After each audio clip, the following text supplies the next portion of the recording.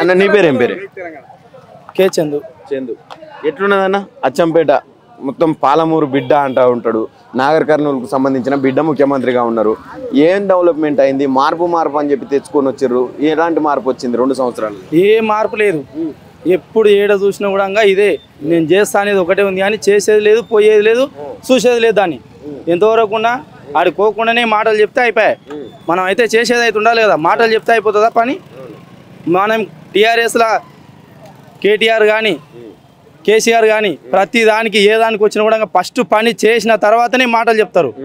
వీళ్ళదేంటి మాటలు చెప్పేదే కానీ పని చేసేది లేదు. ఏడ చూసినట్లే ఉంది కదా 2 ఏళ్ల నుంచి. ఏం చేయలేదా ఇంతవరకు? ఏం చేసిండు రేవంత్ రెడ్డి గారు? ఏం చేసిండు? ఏరియా బస్తా లేక పోయి నైట్ ఒకటి పోయి కావాలి కూర్చున్నాం. ఇప్పటికి మాకు శెల్కల్లో లేక ఇప్పటికి మా శెల్కలు మొత్తం ఖరాబ్ అయిపోయినాయి. ఈ యూరియా బస్తాలకు సంబంధించి ఇదంతా ఒక పొలిటికల్ డ్రామా, ప్రభుత్వాన్ని బదనాం చేసే పరిస్థితి. డ్రామా అనేది మీరు కూడా చూస్తారు కదా. మేము డ్రామా పడుతున్నావా లేకపోతే మీ అంతటికి మీరు కూడా చూస్తారు కదా. అంటే ఓపిక లేదు, ముఖ్యంగా రైతులకు ఓపిక లేదు నిలబడడానికి. ఎందుకు ఉండదు? ఇస్తే ఓపిక మస్తు ఉంటది. ఇయ్యంది ఓపిక ఎటుకెళ్ళి వస్తుంది చెప్పండి? 8 గంటలు నిలబడలేరా? ఇయ్యంది ఎటుకెళ్ళి వస్తుంది?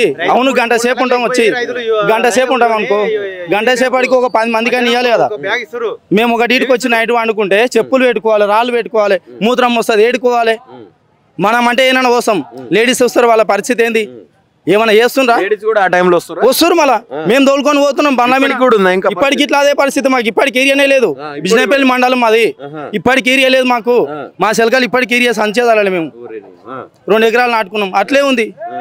ఇంకా చాలా శెల్కలు ఉన్నారు. నాకు ఉన్నది 2 ఎకరాలు అంటే ఇప్పుడు వీళ్ళకు 20-30 ఎకరాలు ఉంది. ఇంకా మిగతాలకు ఉంది. వాళ్ళ పరిస్థితి ఏంది?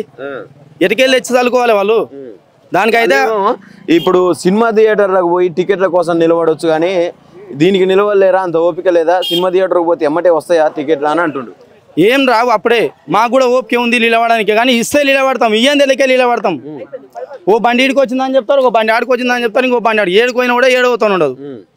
మేము తిరిగి లాస్ట్కి వస్తే ఉతానే ఇడికి రావాలి. వచ్చిన వాళ్ళు ఉంటే వాళ్ళ ఆకలి కొని ఆడే రావాలి. ఏంది ఎన్ని వీడియోలు వస్తలేవు, ఎన్ని దానిలో చూస్తలేము.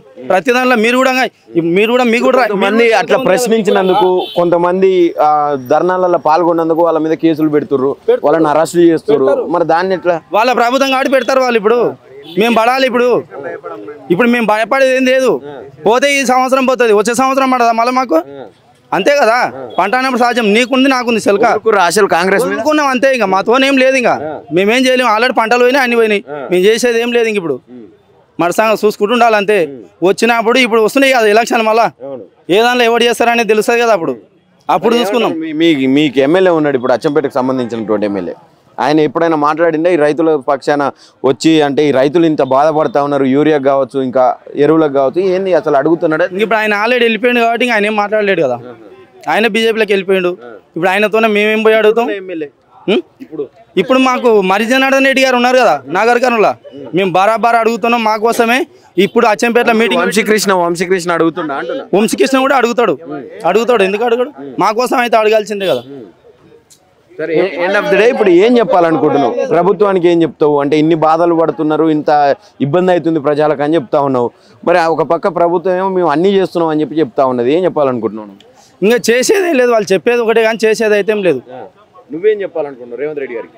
రేవంత్ రెడ్డి గారికి చెప్పేది మేము ఒకటే, ఇప్పుడు వచ్చే ఎలక్షన్లో మేము చూసుకుంటాం అంతే. ఇంకా అంతేనా? రైట్. అన్న ఏం పేరే? నా పేరు మార్కొండయ్య. మాది మండల్ బిజినపల్లి. మాకు ఈ రేవంత్ రెడ్డి అన్ని దొంగ నాటకాలు. ఏదున్నా ప్రభుత్వాన్ని ఒక 2-3 ఏళ్ళు ఇప్పుడు వచ్చే ఎలక్షన్ ఇప్పుడు పెట్టాను, అటర్ ఫ్లాప్ అయిపోతాడు. అసలు ఇక్కడ కూడా ఎమ్మెల్యేని గెలుచుకునే సత్తా కూడా లేదు నాకు. బై ఎలక్షన్లు వస్తున్నాయి, నేను బరాబర్ గెలుస్తున్నా చెప్పాను. ఇప్పుడు ఎంపీటీసీ జెడ్పీటీసీ ఎలక్షన్ వస్తున్నాయి కదా, ఆ ఎలక్షన్ లో ఒక సీట్ గెలుచుకోవాలి. నేను ఒక్క సీట్ గెలుచుకోవాలి. అధికారం ఉన్నా ఆయన చేత కాదు. ప్రజల్లోకి పోతే ప్రజలు ఏం చేస్తారు? ఓటు మాకు.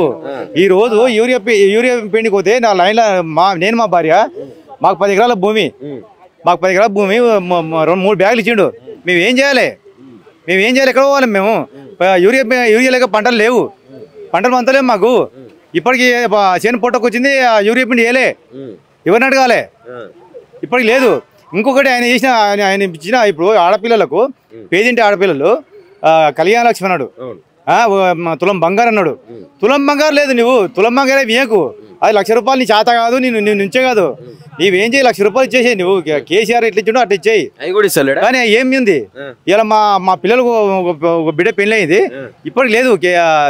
కేసీఆర్ కళ్యాణ లక్ష్మి లేదు, అన్ని ఉట్టి మాటలు, దొంగ మాటలు, దొంగ ఏడుకడి కూడా లంచాలు లంచాలు లంచాలు అన్ని ఏడుకున్నా. ప్రజాపాలన అంటుండు, ఇందిరమ్మ రాజ్యం తెచ్చిన అంటుండు. ఏం తెచ్చుడు ఆయన ఉట్టి గొప్పలే. ఆయన దొంగ గొప్పలు అంటే ఉట్టి గొప్పలే, దొంగ నాటకాలు, దానికి తప్ప ఏడికి వణికిరాడు.